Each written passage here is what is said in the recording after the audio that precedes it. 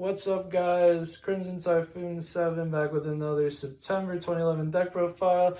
This time it'll be my and Robert's Dragunity deck list. We both worked a lot on this deck, and we'll go into our card choices as we go through. So let's get started. I go by Aqua Earthquake 9. For the monsters, let's start off 3 Dragunity Ducks and 3 Fallings. This part is staple. You should be running no less of 3 of these. I tried 2 Fallings. It's not worth it. You want to see these cards as much as possible. Even if you see Fallings in your hand, you just discard off Dragunity. There's not much more to say about this. This is the bread and butter of the deck. For the other small guys, we got 2 Legionnaires and an Atlas. 2 Legionnaires pretty staple. This card is great at breaking boards, especially with Atlas. And then the 1 Atlas, this card is unbricking. It helps unbrick a lot of the big monster hands, along with it helps you remove stuff on your opponent's side of the board. I think this ratio is correct for both of these. You never want to see multiple Atlas in a game, and you just want to have that one in the graveyard ready to go whenever you want to grab it. Also a solid normal summon if you have the big guys. Yeah. Definitely. For the big guys, I run 2 Mist. I'm not even trying. And then 1 Leviathan. Shout out to my grandpa who got me that card like 10 years ago, and I still have it. This card is very good. You could max out on this. I think it's a little bit bricky to max out on sometimes because you need to see a small guy for it to be worth anything. But it's a very good card. It helps you play around Effect Veiler if they Effect Veiler the Ducks. And then Leviathan is an absolute staple one of in this. I would never run this deck without this card. This card lets you get to Trident Dragon, and it helps you in grind games a ton if it's in the graveyard. Like, the Trident Dragon alone is a reason to run this card, but it's just insane. It also is bigger than Stardust, which matters a lot in this format. Yeah, I have no disagreements on the core Dragunity cards. Yeah. For other dragons, 1 Quakimeru Drago, 2 Red MDs. For these, I tried maxing out on Red MD. I felt it was a little bit bricky. This is a Dragunity deck more than a Disaster Dragon kind of deck where you just want to spam Red MDs. But it is a very good card. We do run Call of the Haunteds for it, so it's a good mill off Dragunity. And the Quakimeru Drago, it's a 1 in the main deck. If I had a side deck, I'd obviously side the other 2. But this card is an auto win against a lot of decks in this format. So I'd absolutely consider running this card at least 1. I think it's mandatory at 1 almost, but it's an insane card. See, I actually run the inverse ratio. Like, I have 1 Red MD and then... Do you run 2 Drago? I run 2 Drago. Because, like, having it as a normal summon and... It ties with Thunder King, too. Like, yeah, it's, like, pretty big for a 4, and it can just like really hard stop a lot of the decks that we play in this format. Yeah. Agents, Dark Worlds, Junk Doppel, some of Tengu, Plans, Black Wings, like everything. Especially with the decks we play. Yeah. For the other miscellaneous card, 1 Zephyros. This card is this is required in this deck. This card unbricks at your hands if you have the Ravine but you don't have any of the pieces. You go discard it, bounce Ravine, and then discard it again to get 2 Ravine effects. It is a winged beast, so you can go into Vadriana with it as well, with Vadriana and a level 2 tuner. So this card is absolutely insane. It's like I considered running 2. I don't have the room for it, but this card is very nice in this deck, and I'd highly recommend running this card. For generic stuff that I run a Max, 2 Max C and a Veiler. This is just this is self-explanatory in this format. These are the best hand traps. You want to run some of these if you have them. I like Maxi a lot in this deck. This deck, more than others, can kill people out of nowhere if they just pass on your Maxi play with your Trident Dragon. So I really like Maxi in this deck. Stopping the turn and just going for 9,000 damage happens more often than you think it would. Yeah, I only run the 2 Veilers. Because Maxis are a $10 common and it's banned right now, so not worth it. I do really like just having the 2 Effect Veilers because the 2 Effect Veilers get you through a lot. Because a lot of decks in this format, if you stop their normal summon effect, like if you stop the Tour Guide, if you stop the Junk Synchron, or in the mirror match, if you stop the Ducks, it's usually just like a set pass. So Yeah. You run into some hand traps if you have them, obviously. Now, that's it for monsters. On to spells. 3 drag intervene and 3 terraforming. I'm gonna always max out on these. I feel like it's almost required to have a lot of cards to get to ravine. You'd rather see 2 ravines than 0. Probably not 3, but you'd rather see 2 ravines than 0. So you really just want to max out on this. Rob, you run 2 terraforming. I do run the 2 terraformings. It's because I tend to actually lean more towards the back row. Yeah. I think the issue isn't really getting to ravine. I see that well enough, and like I'll see 2 most often in the game. It's just because we're going to be running 2 dualities, both of us as well. I think usually you can see it, and I bricked a lot in testing with like a 3rd terraforming or just bricking on ravines. So I figured getting rid of 1 to add in a more useful card. Yeah, like you said, you had a back row, so you can just stall till you see the ravine with back row too if you wanted to. Yeah. Onto the. So we'll go with this. We run Future Fusion, obviously. This card's insane. And then we run 2 potted dualities. We do not run... Did you cut all the upstarts from yours? I cut all the upstarts from mine, finally. It's a little trolling, you think, to not run 37 card Dragunity, but in testing, it's really not. For this deck, you don't have Tour Guide. You don't have a 1-card starter. You need to get Phalanx and Grave and have 2 cards, essentially, to start going. So you would rather not special summon for a turn and get to pick one of 3 cards deeper into your deck with duality. So we actually prefer duality over the upstarts in this format. And also we run Future Fusion. So digging 3 more to see Future Fusion more often is huge. You think about it like this. We start with 6 cards, no matter if you go first or second. You duality into 3 more, you're 9 out of 40 cards in your deck, and that's almost a 25% chance of seeing Future Fusion every game, essentially, if you see duality. So yeah, we cut the upstarts. You can run them too if you want to deck thin more and just see all of the pieces, but we really like the dualities to see the futures. And then this card is self-explanatory. If you see this, you should probably win. There's not much more to say about that. You can Future Fusion duality in the same turn because it's not attempting to summon a monster this turn. So it's huge. These cards are... Playing around this card is insane, so that's why we run duality, essentially. We're on to the generic one-ofs. Reborn, Dark Hole, and Mind Control. We do not run Avarice, actually, because we'd rather just have a bunch of dragons in the grave to get ready to keep going. And it can be a brick sometimes in the opening hand where you'd rather discard Phalanx and not Avarice off the ravine.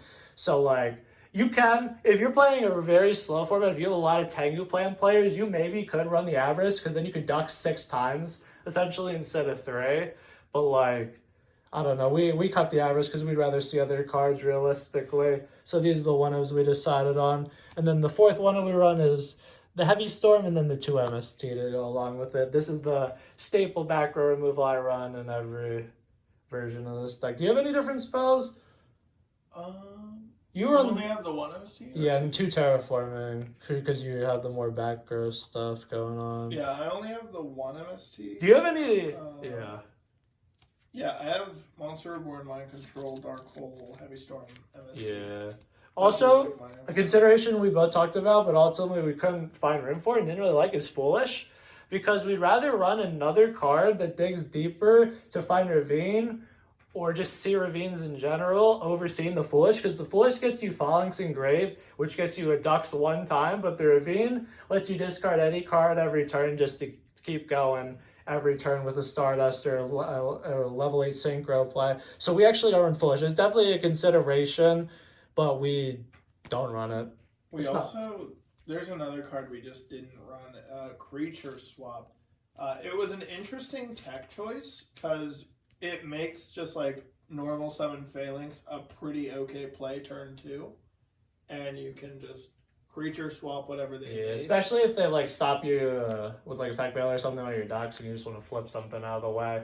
We can get a lot of trash monsters on the boards. That's how it is. Seriously. That's seriously. Yeah. Onto the trap lineup. To carry the red MDs and other big dragons, we run the 2 Call the Hunted. It's at 2 in this format, so we run the 2.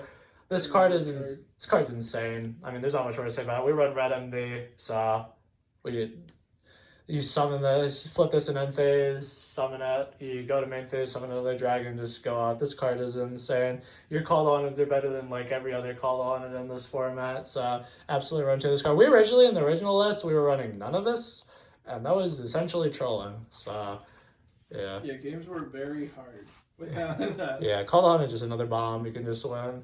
Then for me, I just run the Solemn Brigade as the last 4 cards along with the Torrential. That's my last 4 cards. I have a effective back row of 4 with the 3 hand traps essentially. Robert, you have more back row though. So yeah, I also have the Solemn Brigade, and you have Mirror Force too, right? Yeah, I actually don't have the Torrential, it looks like. Which we probably can get you one of those. But... Yeah, I definitely have one. I just don't use it right now. I use Mirror Force, Bottomless, Starlight Road, because a lot of people will heavy storm you when you have a lot of back row. You have Ravine and then any other back row. So even if it's just Starlight Road, it's fine. And then the absolute undisputed MVP of the deck, Scrap Iron Scarecrow, unironically wins games because simplified game state. If you can stop their heavy monster from attacking and actually killing your combo pieces, if you get like max seed on the... This guy fucking loves to do it. So like when you normal summon ducks and get a phalanx out, and they max see you when you're summoning phalanx. If you want to it was not on camera. So you know what I mean. If what happens like this, if you have a Scrap Iron Scarecrow set, you're fine, and you can probably just postpone until the next turn. Yeah. Realistically, it's a bit of a meme pick because he's a 5D's gamer. So like run a D Prison or something, but like absolutely, it's not terrible. Those are definitely better cards, but I like Scrap Iron Scarecrow. Yeah, it's a good meme. But yeah, that's it. The list has to be 40 cards though. Still, even though we don't run upstarts, you gotta keep it at 40. You want to see your quick combo as much as possible. Onto the extra deck. The extra deck's pretty. I think we run the same. We run the same. So we run 2 5s. We run the staple 2 5s in this format, Catastrophe and Librarian. You have Legionnaire, so you can go Legionnaire Phalanx to make 5s pretty easily. These are the 2 best ones. You don't really draw with Librarian a ton. You might draw it like once a turn if it sticks around, but it's a good stun card if your opponent likes to synchro a lot because you'll just get draws. So we run these for the 6s. We run the 3 Vadriana. This is staple. You can run no less than 3. This card's insane. We actually cut Gay Durg. I did not like that card. It's not good, realistically, because it doesn't really do anything that Ravine already doesn't do for you. And this isn't modern Yugioh where you can just do some crazy stuff by discarding a Winged Beast with Gay Durg and stuff like that. It's like, and we don't run Mist Valley Baby Rock either, so there's like no reason for us to run that. So yeah, we just have the 3 Vadriana. You run 3. It's insane. It also gets to 38 if you needed to, so it beats over everything in the format.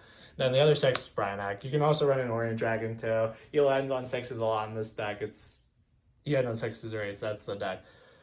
Onto the 7s. Ancient Fairy and Black Rose. You don't go into 7s too much, but you do run Mind Control, and you can go into them sometimes. Ancient Fairy is nuts to go and do sometimes, obviously, because you could go for another field spell play. You can also summon a monster from your hand, too, with it. You, like, pop your own field spell and then go for another field spell. That's what I mean. And then Black Rose is Black Rose. Sometimes you just need it in the deck. The Ancient Fairy is actually the most recent addition to our extra deck. We realized we have a field spell, and this is a good card to add. Yeah. At the 8 lineup, we actually run a pretty small 8 lineup for what you think with this deck. We only run, I think, we run the 2 Stardust. You can run 2 or 3. I like it at 2. I like just having the utility options. And then we run the Scrap Dragon. No Colossal Fighter, no Thought Ruler Archfiend, no Red Dragon Archfiend. You can run them. They're all good. But the list is kind of tight in the extra deck. And because you gotta run the 3 Vaginas. That's the issue. Vagina is insane. You want to scrap. You always have a field spell to pop if you really need to get rid of a problem card. So, and then the 2 Stardust. That's the whole point of the deck. You Ducks Phalanx and you go for your Stardust. That's the most iconic thing this deck does. 9s Trishula. We have Mind Control. We also have Ducks, Phalanx, Legionnaire.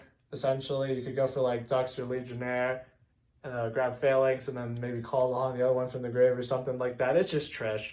Trish is insane. You run it if you can make it, and sometimes you can make it in the deck. For 10s, the 110 that completely hard carries this extra deck is Trident Dragon. This card's nuts. You can make it with exactly Arma Leviathan or any other level 8 Synchro and one of your level 2 tuners because it requires a Dragon tuner and non-tuner. This card pops 1 or 2 of your own cards to get additional attacks this turn.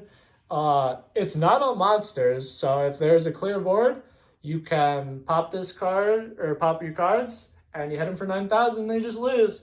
So if you have Leviathan engraved, essentially your opponent always has to be thinking they could die in 1 turn, unless you have like no other cards. You have at least 2 attacks usually because you have the base attack and then you can pop your field spell if you're going for game. But yeah, this card's just ridiculous. You should absolutely be running this card in this deck, and this card brings out lethal damage in a format where most decks can't make you go from 8,000 to 0 in 1 turn. Because we run Mind Control for like Tengus and stuff if we see them, and we run the Zephyros, we run the one Utopia as the rank 4 that we run. Also, if your Ducks gets Effect Failure and stuff like that, it's decent. I like it in there. I really like mind controlling a Tango and not letting them get the Tango off is just insane. It's a niche thing, but it comes up often. It's a card you want to mind control all the time and get rid of if you can. So you want to have the overlay material, and Utopia is probably the best one to go for. And then the 15th and final slot is the Future Fusion target of Win the Game Dragon. You send 5 to grave. We usually, if we have nothing in grave and it's just the start of the game, we usually grab 2 Phalanx, the Acklys, Leviathan, and one of the red MDs, and those are the 5 dragons we send to the graveyard with the Future Fusion. But yeah, this card is in here for Future Fusion. It gets summoned more than you think. Your opponent really has to pick, because Future Fusion's a 2-turn clock, but you also have a very strong field spell that carries your entire deck. So, which is why Starlight Road is a great card. Dude, man activated Future Fusion against me today. I had the heavy. I heavied because I was feeling pressured, and he had the red, and it was just over from there. So, red is a very good in here, but yeah. You run... This deck is... Future Fusion is an insane card. Anything else you want to say about the deck? It is a very fun deck to play. The only issue I think is like the mirror gets kind of whack because in 2011 you only get 1 field spell.